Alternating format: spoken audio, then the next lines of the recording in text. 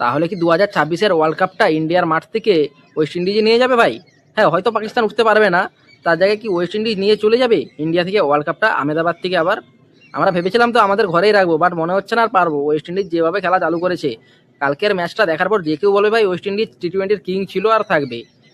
ভাই কালকে যে মারান মারলো ওয়েস্ট ইন্ডিজ জিম্বাবুয়েকে, মানে মেরে একবার হালুয়া টাইট করে দিল ওদের।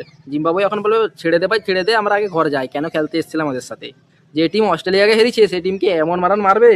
254 রান মেরেছে, 147 রান করেছে শুধুমাত্র জিম্বাবুয়ে, 107 রানে হেরিয়েছে ওয়েস্ট ইন্ডিজ জিম্বাবুয়েকে। বিকিং খেলেছিল 9 রানে আউট হয়ে গেছিল ভাই। তারপর সাই হোপ এসছে 14 রান করেছে, সেও আউট হয়ে গেছে। সিমরন হেট মায়ার পুরো 250 স্ট্রাইক রেটে খেলেছে, 85 রান করেছে 34 বলে। রিপমুভ পয়েল 59 রান করেছে 35 বলে। কি আর বলবো রে ভাই, এটা যে দুজনের খেলা মানে একদম ফাটিয়ে দিয়েছে। মারের উপরে মার। বল এসেছে, আমি তো খেলা দেখতে গেলাম, বল এসেছে 4 আর 6, 4 আর 6, মানে আর কিছু জানেনি ভাই। সিঙ্গেল ডবলরা যেমন জানেনি, ভুলে গিয়েছে 4 আর 6 ছাড়া। খেলা দেখে কালকে মজা এসেছে সত্যি বলতে। হ্যাঁ, আমরা ইন্ডিয়ার খেলা দেখে এতটা মজা পাইনি যেটা কালকে ওয়েস্ট ইন্ডিজের খেলা দেখে মজাটা পেলাম।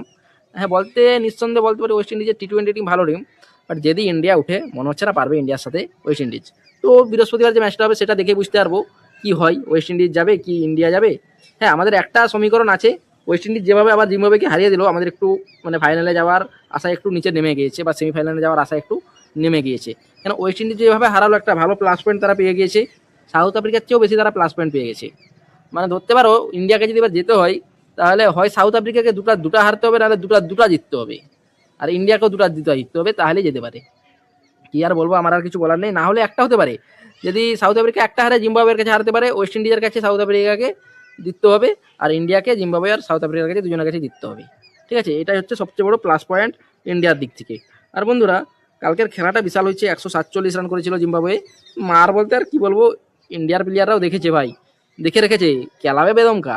এটা ভেবো না যে আমাদের ইন্ডিয়ার প্লেয়াররা মারতে জানে না বা মারতে পারে না। অভিষেক শর্মা যদি একবার চালু করে না, এই যে প্লেয়ার দেখছো না, সিমরন হেড মায়ার এর চেয়ে বেশি স্ট্রাইক রেটে মারে, এরা তো 250 স্ট্রাইক রেটে মারে, আমাদের প্লেয়াররা 300 স্ট্রাইক রেটে মারে।